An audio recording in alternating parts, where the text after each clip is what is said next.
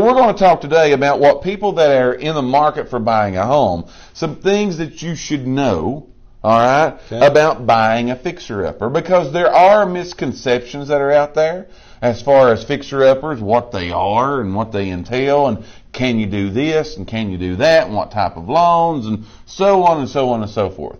Right. So we're going to pick just a couple today, and we're going to talk about those to hopefully provide you some good real estate information. So let's do this before we ever get started, though, giving some information. When you say, I'm going to define a fixer-upper, all right? Okay. Define that for the nation. In your opinion, what's a fixer-upper? Well, I guess it depends on the person, really. But, sure. I mean, because that's a broad. That's exactly that's right. A broad You're going exactly range. where I wanted you to go. Okay. But in my opinion, what a fixer-upper is Right. it needs some work. Sure. Some work. It might need flooring. It might need some paint. That's exactly maybe right. some windows. No doubt. Stuff like that. Some people, that's what I was going with. Yeah. Sometimes people only see fixer-uppers as these homes is like falling down. Right. Ain't got no windows in them. The Yeah. floors is rotting out. A Right. lot of people see that. But a fixer-upper can be very many things. It's usually a home that just needs something about it. Right. Not necessarily a total gut remodel job. Right. But something about it needs to be maybe brought up to current times. Maybe it's got, dated cabinets or Right. bathroom fixtures or windows or anything like that. But a fixer-upper is a very broad topic. That's Right. why I'm glad that you define it the way that you are. So when we're talking about this today, don't think that we're just saying this home, again, that needs a total remodel. Right. We got to gut the whole thing. We got to tear it all apart. Start from scratch. We don't have to do that with Right. a fixer-upper, all right? Fixer-uppers come in many different sizes, shapes, categories, all of those things. So we're going to talk today about, again, what buyers should know about when you're buying that fixer-upper. Here's the first thing, okay? The first thing that I'm going to let you know about something you should know, again, about a fixer-upper, is buying a fixer-upper can be a shortcut to becoming a homeowner. Oh, yeah. Now, again, big, broad topic here. We could go Right. on for a long time about this, okay?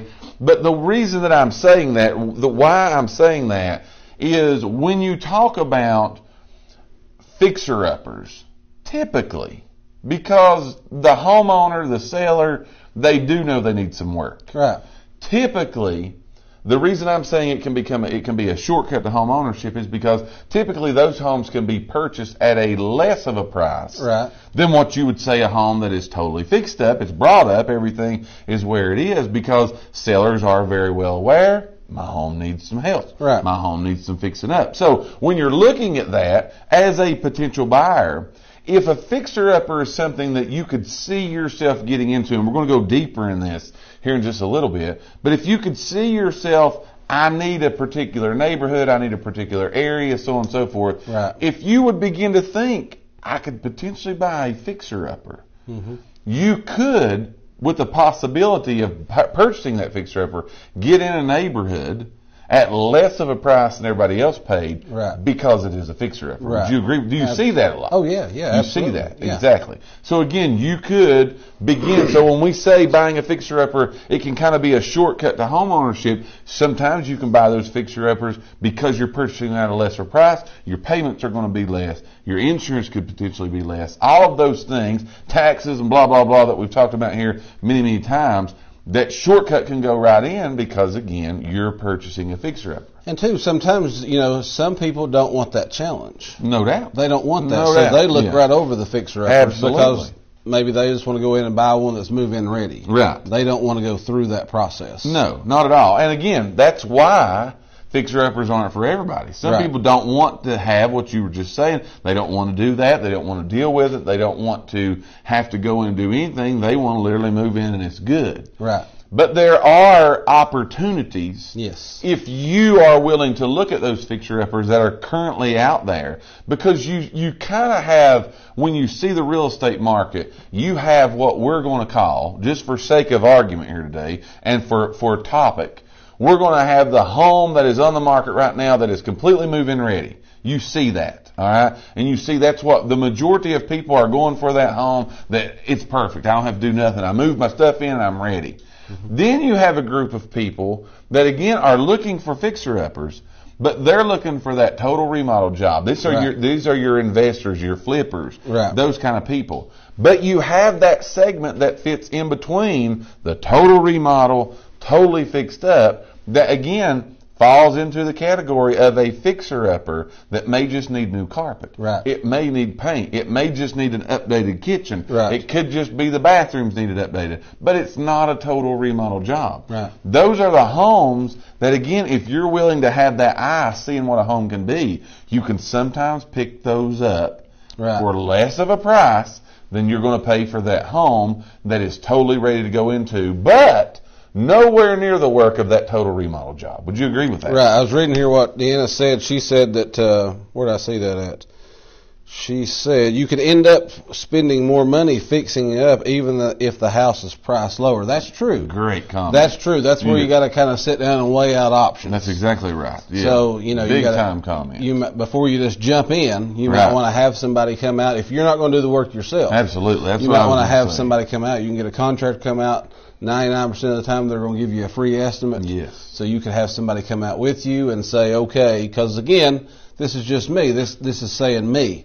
I might walk into a place and not see it as that bad. Right. And a contractor might walk in there and be like, whoa, you're not looking at this and this and this.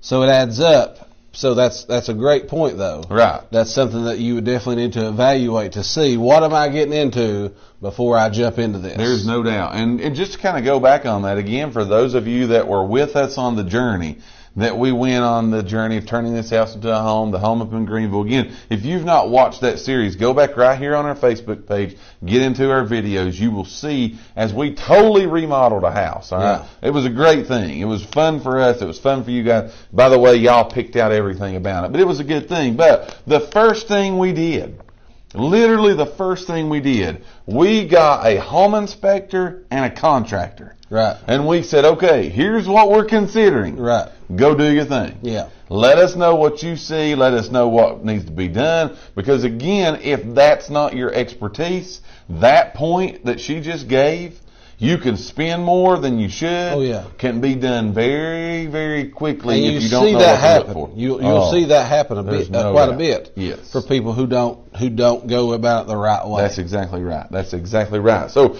point number one, buying a fixer-upper can be a shortcut to home ownership because usually there's an opportunity there for people who, again, want to go in and do some work to a house. There's usually some of those that you can find on the market. Sometimes you can find those for less of a price. Right. That can be your shortcut to home ownership. So again, we're talking today about what buyers should know when they're buying a fixer-upper. Also, if you just come in the room, make sure, great would you rather today. What would you rather have banana pudding any way you want it or chocolate cake any way that you want it? We're going head to head to get. By the way, I think chocolate cake is making a comeback. It's making a comeback. Yeah. All right, it's coming back. We went through number one of what to know about buying a fixer-upper. What do you got for number two? So this is number two, something that I tell people a lot when they ask about fixer-uppers. Gotcha. And in a way, we're going to talk about this, but it's kind of outside of our area of what we can really talk about good. Right. But there is mortgages that are available. You can get a mortgage on a fixer-upper. Oh, yeah. Now, the problem that I face with this a lot is that people are approved for a USDA loan or just an FHA loan. Right. Those, you have a little bit more trouble getting financing for those because those kind of are, they want you to buy a move-in ready house. Absolutely. But there is loans that's available. So options-wise, I know it's been a while since we talked about it, but there is an FHA 203K loan. Right. Okay, so if a fixer-upper is something that you are considering, that's something that you need to go ahead and ask your lender about. Because for one, not every lender does them. No. So you got to find a lender that does that. Basically, in a nutshell, what that does, that we know that it does, is that it will give you money to fix up the house. Sure. Now there is, just from the time, I think I've done maybe two of these, okay? there is some hoops that you have to jump through for it to work. You got to let them know what the house is going to be. You're going to have it appraised 2 different times. Right. There's a time frame that the work has to be done in. Right. Everything has to be done by a licensed contractor. Yes. So it's not one of those things that Mike's going to go buy a fixer-upper. He's going to get an FHE 203K loan on it, and he's going to get to do the work. It don't work that way. No, absolutely. It don't work that way. Now, conventional loans are, again, that's something that you need to talk to your lender about. Right. Conventional loans, a lot of times they'll let you do the work. Right. But a lot of times that's a bigger down payment. You're looking at more money down. Yes. The USDA is 100% loan. Right. THDA is 100% loans.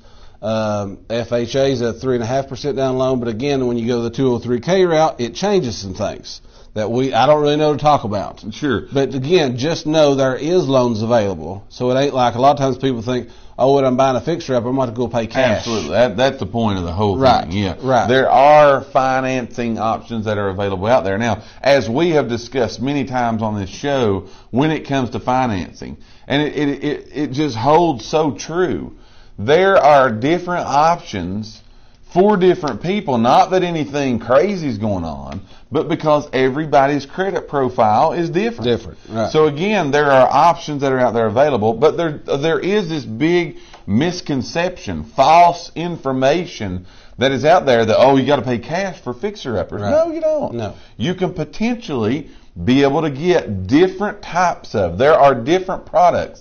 Again, you've got your local bank versus corporate America bank. That there are different products that are out there that are available for you to be able to purchase these homes. Right. We just want you to know what to know when potentially thinking about buying one, that there are financing options available. Again, they're tailored to meet your needs. So you would just need to go in and speak to, again, your banker, your mortgage representative, whoever that is going to be helping you get the money for this place. They're going to be able to tell you a whole lot better than we can. Another good question here, Deanna says, does VA allow fixer-uppers?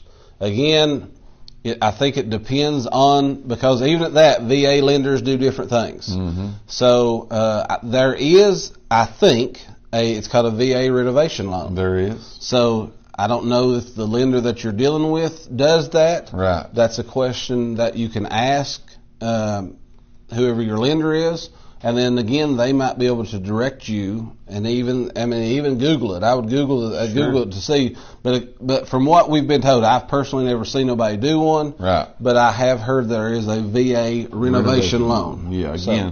Again, there's so many different things that we try not to step out of what we do know as far as to get into that. We just know that the options are available to you. You would definitely want to talk to someone, again, a whole lot more versed upon the financing part of it than we are as far as that goes. But again, great point, great question. So again, we're talking today about what buyers should know when you're considering buying a fixer-upper style home. First thing we talked about is, again, it could be a shortcut to home ownership. Second thing is financing options are available. Here's the third thing, and this is going to go back to what one of our viewers said here just a few minutes ago. I think maybe Deanna said this. But when you're purchasing these, point number 3 is you need to match the house that you're purchasing, the fixer-upper, again, with your skills and your budget. Right. All right? Because, again, are you going to do the work? How much work is going to have to be done? Because, as, again, our viewer said earlier, it's really easy when you get these and you begin fixing them up and you begin putting the work to it, you begin seeing this could be done and that could be done and I can do here and I can move there, to spend more than you really need to be spending on this house. Now, you always got to look at real estate of any kind, even if you plan to stay there for the rest of your life, you got to look at it as that investment, a good investment vehicle. But it's not a good investment if you go in and spend way too much money on doing it. Okay. The other things is the reason we're saying match it with your skills and your budget, the house to your skills and your budget, because you do have to ask yourself the question: is the potential, is the possibility here that, okay, I'm just going to do a little bathroom remodel. That's the only thing I got to do here.